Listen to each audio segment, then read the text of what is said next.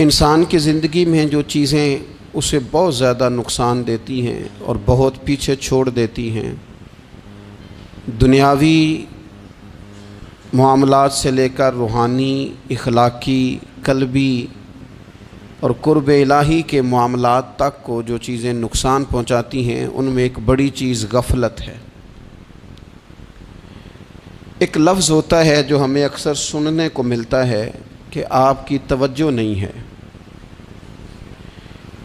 یہ ڈھیر سارے لوگوں کا مطالبہ ہوتا ہے، اہل خانہ بھی مطالبہ کرتے ہیں، کئی موقع پر والدین بھی مطالبہ کرتے ہیں، غرباء بھی مطالبہ کرتے ہیں کہ امیروں کی ہماری طرف توجہ نہیں ہے۔ اور یہ بڑی لازمی سی بات ہے کہ کسی چیز پر جب توجہ رہتی ہے تو وہ چیز بہتر ہو جاتی ہے، اور جب عدم توجہی کا لوگ مظاہرہ کرتے ہیں تو وہ معاملہ خراب ہو جاتا ہے۔ یہ جو عدم توجہ ہے اسی کو غفلت کہتے ہیں، اور جب انسان کے مزاج پر غفلت طاری ہوتی ہے اور غفلت اس پر پوری طرح غلبہ کر لیتی ہے تو پھر اس کی زرخیز زمین کو وہ بنجر کرتی ہے۔ غفلت انسانی دل کے لیے بڑی نقصان دہ چیز ہے اور انتہائی تکلیف اور ضرر کا باعث ہے۔ دلوں پر جو قحط نازل ہوتا ہے، قحط، ویران ہو جاتے ہیں دل، اور جو دلوں پر خشکی نازل ہوتی ہے کہ طبیعتیں خشک ہو جاتی ہیں، یہ غفلت کی وجہ سے ہوتی ہے۔ جو لوگ غافل ہو جاتے ہیں نا، اپنے معاملات کا دھیان نہیں رکھتے، دیکھیں نا، آپ کو کھانا کھاتے بھی غافل نہیں ہونا چاہیے۔ اگر کھانا بھی غیر معتدل کھا لیا جائے تو وہ انسان کی طبیعت کے لیے باعث ضرر بن جاتا ہے، نقصان کا باعث بنتا ہے۔ بات کرتے ہوئے بھی غافل نہیں ہونا چاہیے، کئی دفعہ جملے ایسے نکل جاتے ہیں جو انسان کے لیے پھر شرمندگی کا باعث بنتے ہیں۔ انسان کو غافل ہو کر کوئی کام نہیں کرنا چاہیے، غافل ہو کر، مدہوش اور بے ہوش ہو کر نہیں۔ غفلت دل کو ویران کرتی ہے، طبیعت میں خشکی لاتی ہے۔ غافل کبھی نہ بنے۔ قرآن مجید فرقان حمید نے ارشاد فرمایا کہ اقترب للناس حسابہم، فرمایا لوگوں کے حساب کا وقت قریب آ گیا، وہم فی غفلۃ معرضون، اور وہ ابھی بھی غفلت میں منہ پھیرے ہوئے ہیں۔ ٹائم آ گیا حساب دینے کا، لیکن وہ ابھی بھی غافل ہیں۔ ہمارے جو زیادہ تر نقصان زندگی میں ہوئے ہیں وہ صرف ہماری غفلت کی وجہ سے ہوئے۔ ہم نے چیزوں پر توجہ نہیں دی، چیزیں گڑبڑ ہو گئیں۔ جس آدمی نے پھول لگائے ہوں، پھل لگائے ہوں، کھیتی لگائی ہو، وہ دانہ ڈال کے پانی دے کے فارغ نہیں ہو سکتا، اسے توجہ کرنی پڑتی ہے۔ اور کسی نے کہا تھا مالی جیندے ہون تو پھر بوٹے سکدے نہیں، اگر موجود ہونا ان کو سینچنے والا، رکھوالی کرنے والا، تو پھر ان کی جڑیں کبھی خشک نہیں ہوا کرتی۔ ہماری جو غفلتیں ہیں یہ بڑی ضرر کا باعث ہیں، نقصان کا باعث، اور مجبوری معاف ہوتی ہے، غفلت معاف نہیں ہوتی۔ اسکول میں پڑھتے تھے، مدرسے میں پڑھتے تھے، تو ایک مجبوری ہو گئی جی، خدا نخواستہ گھر میں کوئی پریشانی ہو گئی تو اساتذہ اس پر سزا نہیں دیتے۔ کوئی خوشی کا موقع ہے گھر میں، فیملی میں کسی کی شادی ہے، اساتذہ اس پر سزا نہیں دیتے۔ لیکن اگر کبھی پتہ چلتا تھا نا کہ یہ گھر سے تو آیا تھا لیکن مدرسے نہیں آیا، یہ اسکول نہیں آیا، رستے میں غافل ہو گیا، تو یہ بات خوفناک تھی۔ یہ قابل سزا جرم تھا کہ تو غافل ہو گیا اپنی پڑھائی سے، تو گھر سے آیا اور یہاں نہیں آیا۔ غفلت قابل سزا ہوتی ہے، مجبوری کی معافی ہوتی ہے۔ ہمارا آج کل جو مسئلہ ہے وہ غفلت کا ہے۔ ڈھیر سارے لوگ ہیں، سمجھدار بھی ہیں، سیانے بھی ہیں، معاملہ فہم بھی ہیں، باشعور بھی ہیں، تعلیم کی ڈگریاں بھی رکھتے ہیں، لیکن اگر ان کی زندگیوں کی تکلیفوں کو دیکھا جائے اور بے آباد روح کو دیکھا جائے اور سجدوں سے ان کی دوری کو دیکھا جائے تو ایک ہی بات سمجھ میں آتی ہے کہ پتہ سارا ہے لیکن لے ڈوبی ہے غفلت، توجہ نہیں کی۔ لائق بچہ بھی نالائق ترین زندگی گزارتا ہے، اس لیے کہ اس کے لائق ہونے کے ساتھ ساتھ اس کا توجہ کرنا بھی تو ضروری ہے نا۔ نرے لائق کا کیا فائدہ اگر وہ محنتی نہیں، اگر وہ توجہ ہی نہیں کرتا، اپنا سبق دھیان سے سنتا پڑھتا ہی نہیں، تو بھی جتنا مرضی لائق ہو پیچھے رہ جائے گا۔ اور کئی نالائق ہوتے ہیں، رٹا لگا کے پاس ہوتے ہیں، پر چلو رٹا تو لگاتے ہیں نا، محنت تو کرتے ہیں نا، جد و جہد تو کرتے ہیں۔ کئی نالائق جد و جہد کے باعث آگے گزر جاتے ہیں، اور کوئی اسی چکر میں رہ جاتے ہیں، میں بڑا لائق ہوں، کل پڑھ لوں گا، پرسوں پڑھ لوں گا، ہفتہ تیاری کر کے پاس ہو جاؤں گا۔ اپنی زندگی سے غفلت کا پردہ اٹھائیں، اور غفلت اس کے لیے فیصلہ کرنے کی ضرورت ہوتی ہے، پلاننگ کرنے کی نہیں، فیصلہ کرنے کی ضرورت ہوتی ہے کہ میں نے اب غفلت کرنی۔ ہم نہ جب بھی کوئی پروگرام بناتے ہیں تو منصوبہ بندی شروع کر دیں، منصوبہ بندی نہ کریں، فیصلہ کریں، کہیں کہ میں نے غافل نہیں ہونا۔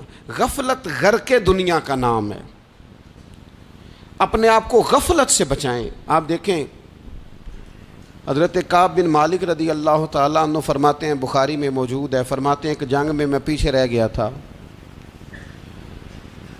میرا خیال تھا کل چلا جاؤں گا، گھوڑے اور سواریاں میرے پاس تیز ہیں، مضبوط ہیں، پرسوں چلا جاؤں گا، تیزی سے بھاگ کے میں پہنچ جاؤں گا، میں قافلے کے ساتھ شامل ہو جاؤں گا، لیکن بس تھوڑی سستی ہو گئی، ذرا غفلت ہو گئی۔ آپ فرماتے ہیں جب سب لوگ چلے گئے حضور علیہ السلام کے ساتھ جہاد میں اور میں پیچھے رہ گیا، تو پھر جب چند دن گزر گئے اور محبوب کے واپس آنے کا ٹائم ہو گیا، تو اب میں غور کرتا سمجھتا تو مجھے مدینے میں یہاں بزدل لوگ نظر آتے، اور کون نظر آتے؟ جو منافق تھے، وہ منافق بزدل دکھائی دیتے، یا مجھے عورتیں اور بچے دکھائی دیتے۔ میں پریشان ہوا، حضور واپس آ گئے۔ جنہوں نے بہانے کیے تھے نا منافقین نے، یہ مجبوری تھی اس لیے نہیں جہاد پہ گئے، یہ جنہوں نے بہانے کیے تھے انہیں مل گئی معافی، اور میں نے سچ بولا، میں نے کہا یا رسول اللہ میں غافل ہو گیا تھا۔ اب کہتے ہیں میں نے جب کہا نا حضور سستی ہو گئی تھی، ذرا غفلت ہو گئی، تو بندہ محبوب سے ہی غافل ہو جائے، بندہ وہیں سے غافل ہو جائے۔ جو دم غافل سو دم کافر، سانو مرشد اے ہو پڑھایا۔ جب کہا نا حضور وہ غلطی ہو گئی، کوئی مجبوری نہیں تھی، تو فرماتے ہیں باقیوں کو معافی مل گئی، میرے ساتھ حضور ناراض ہو گئے۔ ایک دن نہیں، 2 دن نہیں، 50 دن حضور ناراض رہے۔ مدینے کی گلیوں نے مجھے پہچاننا چھوڑ دیا، در و دیوار سے مجھے یوں لگتا تھا کہ میں پردیسی ہوں۔ فرماتے ہیں میں مسجد میں آتا تھا، میں جب محبوب کو دیکھتا تو حضور رخ انور پھیر لیتے، اور مجھے پتا تھا جب میرا چہرہ ادھر ادھر ہوتا تو پھر کریم رحمت کی نظر فرماتے۔ فرماتے ہیں 50 دن مسلسل، پھر مجھے حکم ہوا کہ بیوی بھی بھیج دو، میکے بچے بھی بھیج دو، ننھال یعنی تنہا رہ جاؤ۔ فرماتے ہیں وہ میں نے قید تنہائی کاٹی، لیکن شکر اللہ کا یہ ہے کہ میں سچا تھا، بس ذرا بھول گیا تھا، بس ذرا غفلت ہو گئی تھی۔ تو فرماتے ہیں پھر اللہ تبارک و تعالیٰ نے میرے اوپر فضل یہ فرمایا کہ میری توبہ کا اعلان رب نے قرآن مجید میں فرمایا۔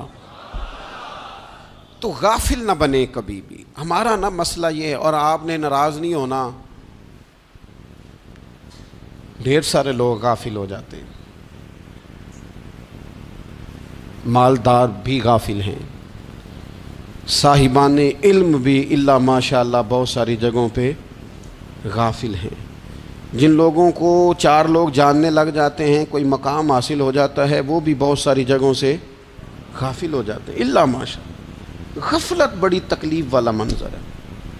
جو لوگ سمجھتے ہیں نا میں اب گڈ بک میں آ گیا ہوں، اب میں اچھا ہو گیا ہوں، اب میرے لیے خیر کہا جاتا ہے، مجھے اچھائی شاید یہ مستقل میرے ساتھ رہے گی، تعریف ہی ہوگی ہمیشہ، وہ بھی غافل ہو جاتے ہیں۔ اور یہ غفلت ٹھیک نہیں ہوتی۔ وجہ دیکھنی چاہیے کس وجہ سے انسان کو وقار مل رہا، عزت مل رہی۔ اپنی زندگی سے غفلت کو اتار پھینکیں۔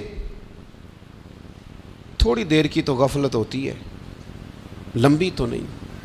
2 منٹ کے لیے صرف اس نے ڈرائیونگ کرتے ہوئے چہرہ موبائل کی طرف کیا تھا، 2 ہی تو منٹ لگے تھے۔ لمحوں نے خطا کی تھی، صدیوں نے سزا پائی۔ لمحوں نے خطا کی تھی، صدیوں نے سزا پائی۔ ایک لمحے کے لیے غافل ہوئے تھے اور صدیاں، نسلیں روتی رہ گئیں پیچھے۔ بچے تڑپتے رہ گئے، اہل خانہ پریشان رہ گئے، ماں باپ ساری زندگی روتے رہے، لیکن یہ 2 منٹ کے لیے یہ غفلت جو ہے یہ بڑی تکلیف والا معاملہ. اپنی زندگی سے غفلت کو اتارنا ہے، غافل نہیں بننا، ہر وقت توجہ اور ساری باتوں پہ توجہ. بعض اوقات لوگ ایک طرف توجہ کر کے ایک طرف سے غافل ہو جاتے ہیں. نہ، توجہ ہمہ پہلو رکھنی ہے. ہمارے ذمے جتنے بھی حقوق ہیں ان سب پر توجہ، ہر چیز کا خیال. ایسا نہ ہو کہ عبادت کرتے رہ جائیں اور حقوق العباد ہم سے چھوٹ جائیں، اور حقوق العباد اتنے زیادہ ادا کریں. ایک صاحب مجھے کہنے لگے ایک دفعہ بڑے وثوق کے ساتھ کہنے لگے جی معاذ اللہ ثم نہیں جی ٹائم ملتا پھر نماز دا کی کریے، روزی کمانا بھی تو عبادت ہے نا. تو میں نے کہا آپ نے عبادت کرنا ایک حصہ قبول کیا ہے، آپ نے کل عبادت نہیں قبول کی. عبادت کل ہے، ہمہ پہلو. ایک حصہ آپ قبول کر کے نکل گئے اور باقی آپ نے چھوڑ دی. تو کسی ایک طرف سے بھی غافل نہیں ہونا. جتنی ذمہ داریاں ہیں، جتنی ڈیوٹیاں ہیں، ان سب کا خیال. اور جو بڑا آدمی ہوتا ہے، بڑا گھر میں بڑا ہو، قبیلے میں بڑا ہو، علاقے میں بڑا ہو، ادارے میں بڑا ہو، کلاس میں بڑا ہو، جو بڑا ہے اس کی تو ساری آنکھیں کھلی ہوئی ہونی چاہیے. ایک ایک پر اس کی نظر ہونی چاہیے کہ میری کہاں